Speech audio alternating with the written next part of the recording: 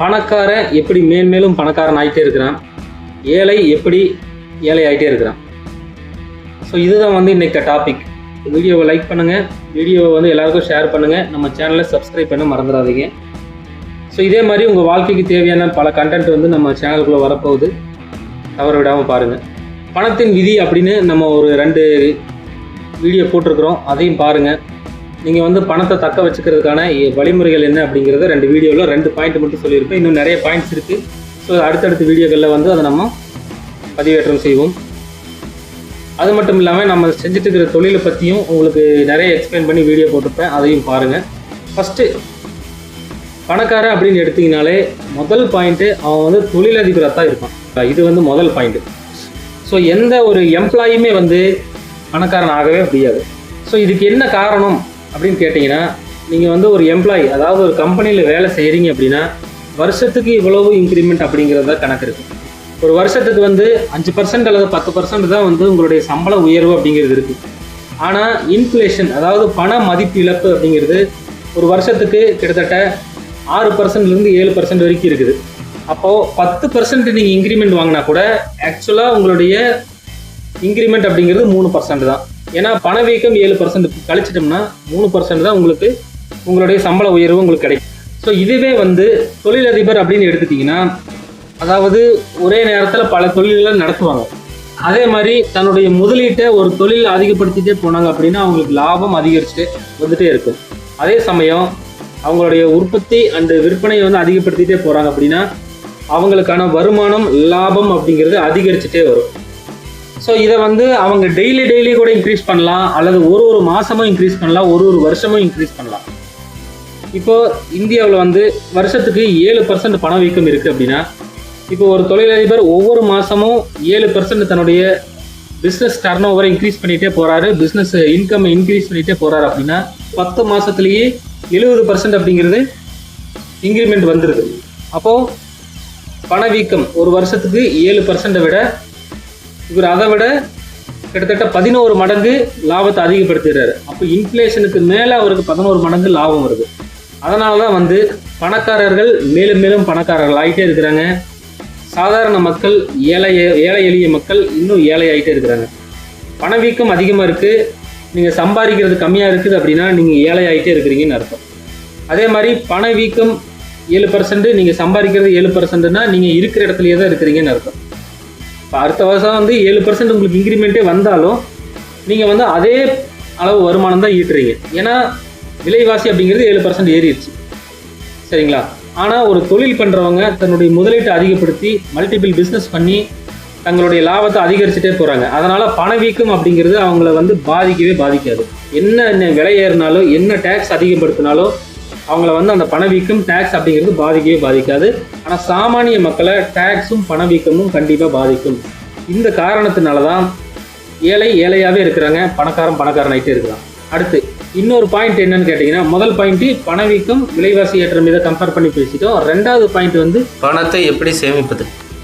So இந்த concept படி பார்த்தீங்க அப்படின்னா, இப்போது நாம் வந்து நீங்கள் ஒரு சாதாரண எம்ப்ளாயாக இருக்கிறீங்கன்னு வச்சுக்கோங்க. உங்களுக்கு மாதம் ஒரு 30,000 ரூபா உங்களுக்கு சம்பளம் வருதுன்னு வச்சுக்கோங்க. நீங்கள் என்ன பண்ணுவீங்க?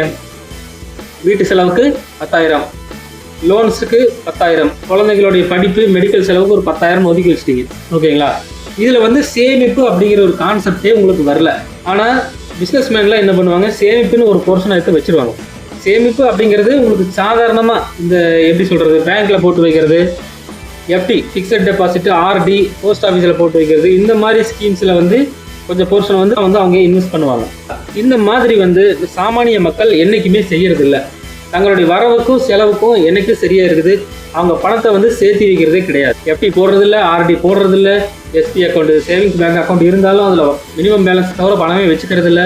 அதே மாதிரி போஸ்ட் ஆஃபீஸில் இருக்கிற நிறைய ஸ்கீம்ஸ் இருக்குது, அதெல்லாம் யாருமே யூஸ் பண்ணிக்கிறது இல்லை. அப்போ இது வந்து கவர்மெண்ட் பேக்கப் பண்ணுது, 100% உங்களுக்கு பாதுகாப்பான முதலீடு. ஸோ அதனால் பேங்க்லேயும் போஸ்ட் ஆஃபீஸ்லேயும் நீங்கள் தாராளமாக போட்டு வைங்க. அதாவது சாமானிய மக்கள் இதை செய்யறதில்லை, ஆனால் பணக்காரர்கள் இதை செஞ்சுட்டு இருக்கிறாங்க. அடுத்தது பணத்தை பணமாக்குறது. முதல் பாயிண்ட், நீங்கள் வந்து மாதத்துக்கு அல்லது வாரத்துக்கோ அல்லது ஒரு வருஷத்துக்கோ அட்லீஸ்ட் கொஞ்சம் கொஞ்சமாக தங்கம் வாங்கணும். இதுதான் முதல் ஸ்டெப்பு. தங்கம் தான் இந்த உலகத்திலேயே உண்மையான பணம். உங்களுக்கு கோல்டு கையில் இருந்திருந்தா கொண்டு ஒரு அடகு கடையில் வச்சோ அல்லது வேற எங்கேயாவது இப்போ பேங்க்ல வச்சோ வந்து நீங்க பணத்தை கெயின் பண்ணலாம். எந்த நேரம் எடுத்தாலும் யூஸ் ஆகிற ஒரே விஷயம், ஒரே பணம் அப்படின்னா அது உண்மையான பணம் அப்படின்னா அது கோல்டு தான். இப்போ திடீர்னு வந்து ஒரு ஓப்பன் ஹார்ட் சர்ஜரி பண்ணணும் அப்படின்னா ஒரு 10 பவுன் தங்கம் இருக்குதா, கொண்டு போய் 10 லட்ச ரூபாய் பணத்தை வாங்கி ஹாஸ்பிட்டல் கட்டி ஆப்ரேஷன் பண்ணி வீட்டுக்கு வந்துட்டே இருக்கலாம். இதுவே வந்து ஒரு வீட்டு பத்திரத்தை நீங்க எடுத்துட்டு போனீங்க அப்படின்னா அதை சாதாரணத்தில் நீங்க விற்க முடியாது, எங்கேயும் அவ்வளோ சீக்கிரம் அடமானம் வைக்கவும் முடியாது. அதுக்கு ப்ரொசீஜர்னு மாசக்கணக்கில் இழுத்துட்டு போய் தான் உங்களுக்கு லோனே கிடைக்கும். ஆனால் கோல்டு லோன் அப்படிங்கிறது கிடையாது. நீங்கள் எடுத்துகிட்டு போகிறீங்க, தங்கம் கரெக்டாக இருக்கான்னு செக் பண்ணுறாங்க, வெயிட்டை பார்க்குறாங்க, ஒரு மணி நேரத்தில் உங்கள் கைக்கு பணம் வந்துடும். அப்போது ரியல் மணி அப்படிங்கிறது கோல்டு தான். அதனால் தயவு செஞ்சு மாதமோ அல்லது வருஷத்துக்கு ஒரு தடவையோ அது கொஞ்சம் கொஞ்சமாக கோல்டு வாங்குங்க. முடியவே முடியாது அப்படிங்கிறவங்க வந்து தங்க சீட்டு சேர்த்துங்க, நல்ல நகை கடையாக பார்த்து சேர்த்துங்க. ஏன்னா இங்கே பார்த்தீங்கன்னா நிறைய தங்க நகை கடையெல்லாம் வந்து சீட்டு சேர்த்துட்டு பணத்தை தூக்கிட்டு எஸ்டே போயிடுவாங்க. இந்த மாதிரிலாம் நடந்திருக்கு. அதனால் பாரம்பரியமாக இருக்கிற நகை கடையில் உங்கள் லோக்கலில் ஒரு சின்ன நகை கடையாக இருந்தால் கூட அவன் நகை சீட்டு சேர்த்துனாங்கன்னா நீங்கள் தாராளமாக சேர்த்துங்க. நான் கூட அதை செஞ்சுட்டு தான் இருக்கிறேன். அதனால தான் இந்த பிளானை வந்து உங்களுக்கு சஜஸ்ட் பண்ணுறேன். ஸோ கோல்டு வாங்குங்க. இது வந்து பணத்தை பணமாக்கக்கூடிய ஒரு நல்ல ஒரு முதலீடு. ஏன்னா இன்னைக்கு கோல்டு பார்த்தீங்கன்னா சரசரன்னு விலை ஏறிட்டே இருக்கும். என்றைக்குமே வந்து விலை இறங்காத ஒரே பொருள் அப்படின்னா தங்கம் தான். அதனால தங்கம் ஒரு நல்ல இன்வெஸ்ட்மெண்ட். அந்த தங்கத்தில் வந்து நீங்கள் முதலீடு பண்ணி வைங்க.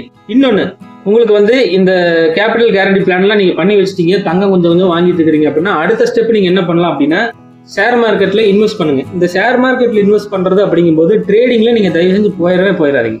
ட்ரேடிங்கில் போய் பணத்தை இழந்தவங்க தான் இருக்கிறாங்களே தவிர சம்பாரிச்சவங்கன்னு யாருமே கிடையாது. ஓகேங்களா? இந்த இன்ட்ராடே ட்ரேடிங்கு, அந்த ட்ரேடிங், இந்த ட்ரேடிங்கு இதெல்லாம் தயவு செஞ்சு போகாதீங்க. பணத்தை அதாவது முதலீடு பண்ணி வைங்க. எப்படின்னு கேட்டிங்கன்னா ஒரு கம்பெனியில் முதலீடு பண்ணி வைங்க. இப்போ அதே மாதிரி எப்படி இன்வெஸ்ட் பண்ணுறீங்க அப்படின்னா டாடா இந்த மாதிரி பெரிய பாரம்பரியமான பெரிய நிறுவனங்கள் Nifty 50 இருக்கும். அதுக்குள்ளே வந்து நீங்கள் இன்வெஸ்ட் பண்ணி வச்சிங்கன்னா ஒரு நல்ல ரிட்டர்ன்ஸ் கொடுக்கும். உங்கள் பணம் வந்து அழிஞ்சு போகாது. கேபிட்டலுக்கு ஓரளவுக்கு உத்தரவாதம் இருக்கும். ஏன்னா இந்த கம்பெனியோட பங்குகள்லாம் ரொம்ப சரியாது. ஸோ இந்த மாதிரி வந்து நீங்கள் வந்து இன்வெஸ்ட் பண்ணி வைங்க. கம்பெனிகளில் வந்து முதலீடு செஞ்சு வைங்க. இந்த கம்பெனிகளில் முதலீடு பண்ணுறது ஷேர் மார்க்கெட்டுக்குள்ளே போகிறது அப்படிங்கிறது நான் சொன்ன ப்ரீவியஸ் வழிகளை எல்லாம் முடிச்சுட்டு தான் நீங்கள் கடைசி ஆப்ஷனாக தான் ஷேர் மார்க்கெட்டை தொடணும்.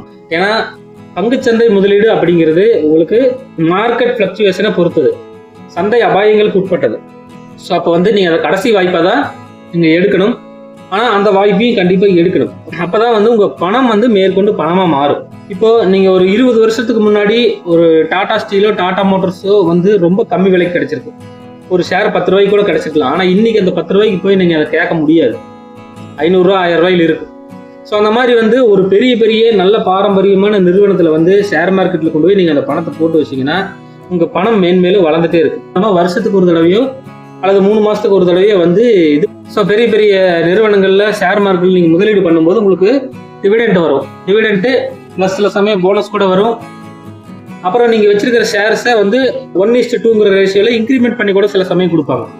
ஸோ நீங்கள் 10 ஷேர் வச்சுருந்தீங்கன்னா 1:2 அப்படின்னா 20 ஷேர் 10 ஷேர் அதாவது இந்த மாதிரி வந்து உங்களுக்கு ஷேர் எக்ஸ்ட்ரா கூட கிடைக்கும் சில சமயங்களில். ஸோ இந்த மாதிரியெல்லாம் வரும்போது உங்களுக்கு ஒரு நல்ல ரிட்டர்ன்ஸ் கிடைக்கும்.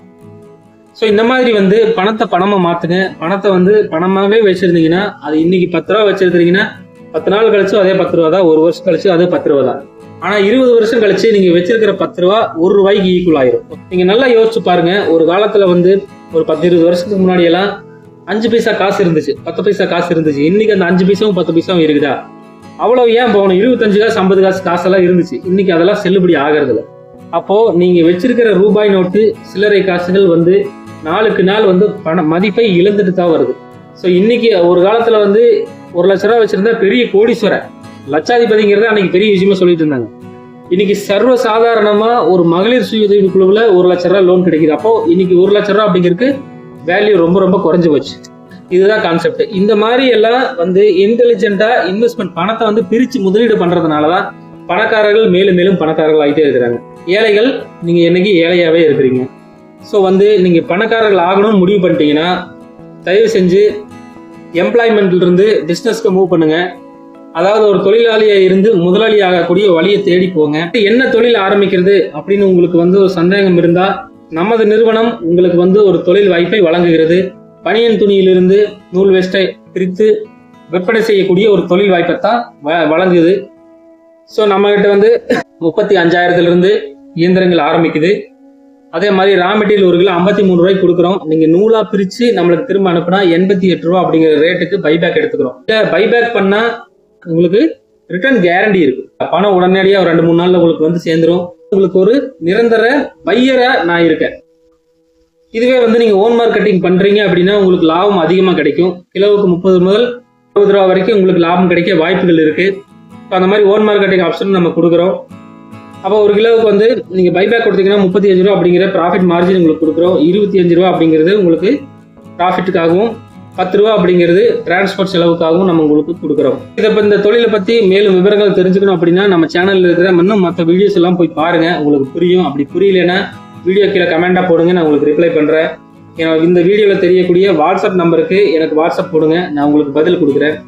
ஸோ இந்த மாதிரி வந்து நம்ம தொழில் வாய்ப்புகள் கொடுக்குறோம். இந்த தொழிலில் இணைஞ்சு நீங்களும் ஒரு நாள் ஒரு நல்ல தொழிலதிபராகவும் இந்த சமுதாயம் போற்றக்கூடிய வகையில் ஒரு பணக்காரனாகவும் வருவதற்கு எல்லோருக்கும் வாழ்த்துக்களை கூறி உங்களிடமிருந்து விடைபெறுகிறேன். நன்றி, வணக்கம்.